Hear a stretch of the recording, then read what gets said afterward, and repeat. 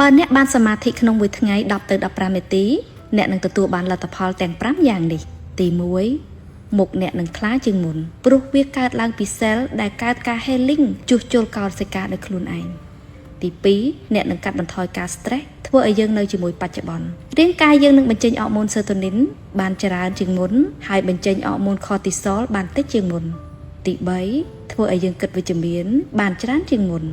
ទី4អ្នកមានក្តីសុខច្រើនជាងមុនជីវិតយើងនឹងផ្លាស់ប្ដូរដោយការសមាធិរាល់ថ្ងៃរាងកាយរបស់យើងមានអរម៉ូន cortisol បញ្ចេញគ្រប់ពេលរហូតធ្វើឲ្យយើងមិនមានក្តីសុខមានតែទុក្ខហើយវាធ្លាក់ចុះជារឿយៗនៅពេលដែលយើងបានទៅចាត់ការអរម៉ូន cortisol ហើយនៅនឹងបច្ចុប្បន្នវានឹងធ្វើឲ្យយើងមានក្តីសុខជាខ្លាំងមានកម្លាំងមានអារម្មណ៍ថាមានថាមពលទី5នៅពេលដែលអរម៉ូនរបស់យើងល្អសែលរបស់យើងរឹងមាំសុខភាពយើងនឹងល្អជាងមុននេះហើយគឺជាមូលហេតុដែលអ្នកត្រូវតែសមាធិជារៀងរាល់ថ្ងៃដើម្បីភាពក្មេងជាងវ័យនិងឲ្យអ្នកមានសុខភាពល្អទាំងផ្លូវកាយនិងផ្លូវចិត្តបើអ្នកបានសមាធិក្នុងមួយថ្ងៃ10ទៅ15នាទីអ្នកនឹងទទួលបានលទ្ធផលទាំង5យ៉ាងនេះទី1មុខអ្នកនឹងថ្លាជាងមុនព្រោះវាកើតឡើងពីសែលដែលកើតការ healing ជួសជុលកោសិកាដោយខ្លួនឯងទី2អ្នកនឹងកាត់បន្ថយការ stress ធ្វើឲ្យយើងនៅជាមួយបច្ចុប្បន្នរាងកាយយើងនឹងបញ្ចេញអរម៉ូន serotonin បានច្រើនជាងមុនហើយបញ្ចេញអរម៉ូន cortisol បានតិចជាងមុនទី3ធ្វើឲ្យយើងគិតវិជ្ជមានបានច្រើនជាងមុន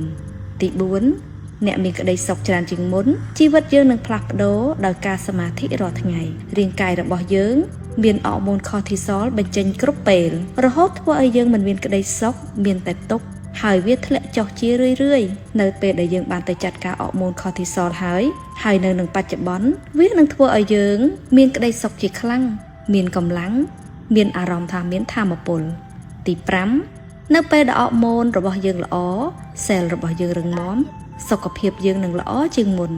នេះហើយគឺជាមូលហេតុដែលអ្នកត្រូវតែសមាធិជារៀងរាល់ថ្ងៃដើម្បីភាពក្មេងជាងវ័យនិងឲ្យអ្នកមានសុខភាពល្អទាំងផ្លូវកាយនិងផ្លូវចិត្តបើអ្នកបានសមាធិក្នុងមួយថ្ងៃ10ទៅ15នាទីអ្នកនឹងទទួលបានលទ្ធផលទាំង5យ៉ាងនេះទី1មុខអ្នកនឹងថ្លាជាងមុនព្រោះវាកើតឡើងពីសែលដែលកើតការ healing ជួសជុលកោសិកាដោយខ្លួនឯងទី2អ្នកនឹងកាត់បន្ថយការ stress ធ្វើឲ្យយើងនៅជាមួយបច្ចុប្បន្នរាងកាយយើងនឹងបញ្ចេញអរម៉ូន serotonin បានច្រើនជាងមុនហើយបញ្ចេញអរម៉ូន cortisol បានតិចជាងមុន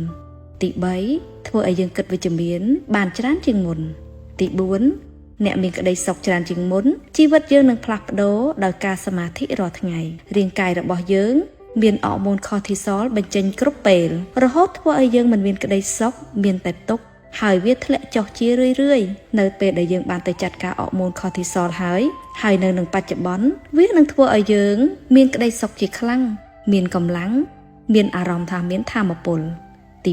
5នៅពេលដែលអរម៉ូនរបស់យើងល្អសែលរបស់យើងរឹងមាំសុខភាពយើងនឹងល្អជាងមុននេះហើយគឺជាមូលហេតុដែលអ្នកត្រូវតែសមាធិជារៀងរាល់ថ្ងៃដើម្បីភាពក្មេងជាងវ័យនិងឲ្យអ្នកមានសុខភាពល្អទាំងផ្លូវកាយនិងផ្លូវចិត្ត